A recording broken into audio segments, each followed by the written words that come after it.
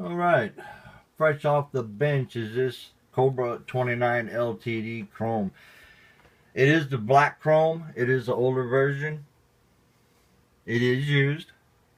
It does have some scratches, but for overall appearance it looks really good. What I have done, I've done the modification for the talkback, so it's nice and loud. You can turn it down low or you can shut it off. Also installed is a turbo echo board. It's the Delta tune. It's mounted on the chassis on the inside.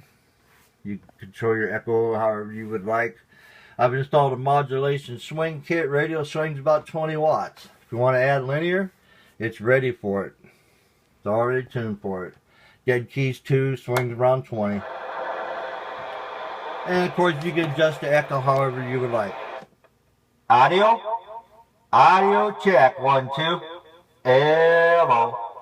Audio check. 1, 2. Radio works extremely well. It is what it is.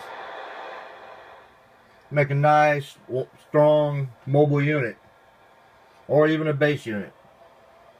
Going on eBay. Here's what it is. What you see is what you will receive. Very fine, strong unit.